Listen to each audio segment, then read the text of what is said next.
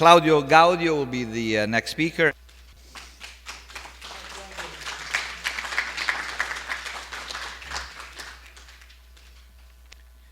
Good evening. As Bruno mentioned, this is a work in progress about a man looking for a tomato. Just trying to get the right angle here. From where I sit, the world begins at the sidewalk. Beyond that, 2 oceans, and then Asia in every direction. Next to my desk is a large window with 4 panes and no shutters. They are sealed units. Double-hung windows trap flies. It's where they stop to rest.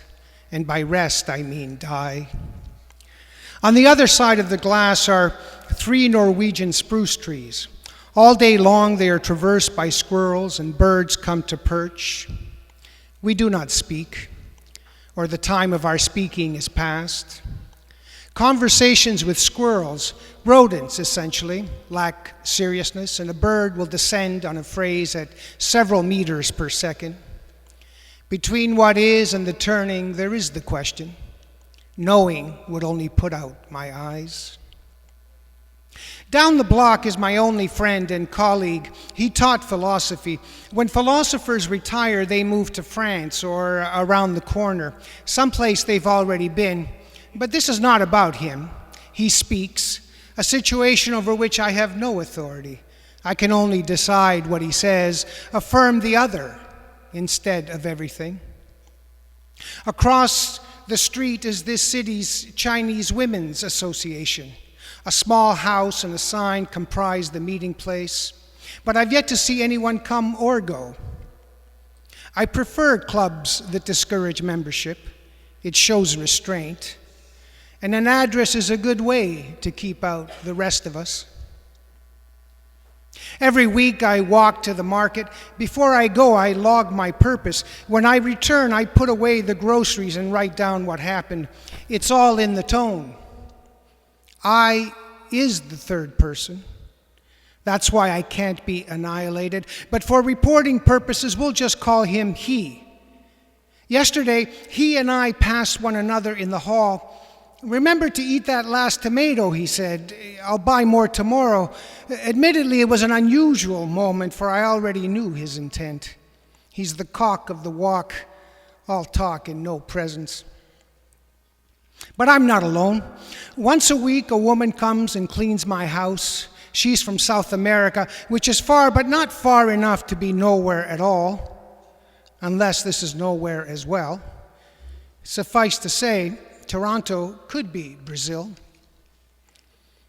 And then there's Bob, which is a good thing because I'm allergic to cats and I can't have a dog. I just can't be counted on to leave the house daily.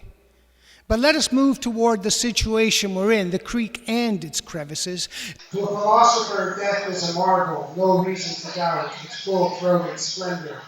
The end is important, but more so the narrative. Only the story will clarify that which grows dim, tear us from these incessant beginnings.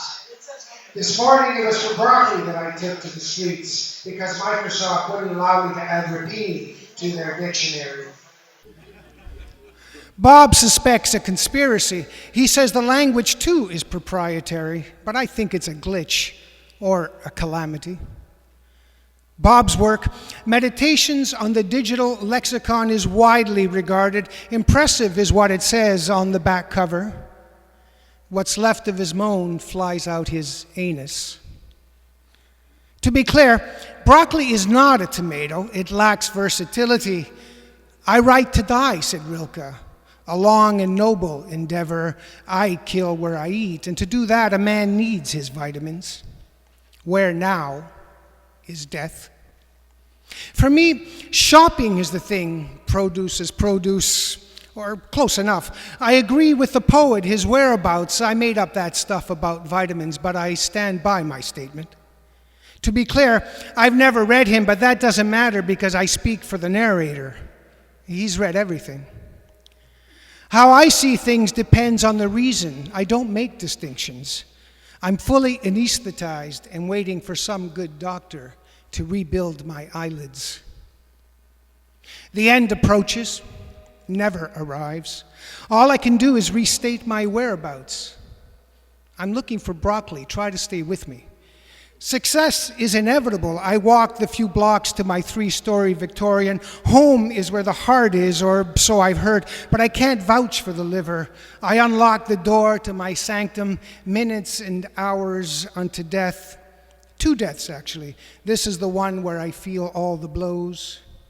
In the West, the living is easy, or you've no life at all. The latter has nothing to do with me, and the other is just a cliche. Thank you.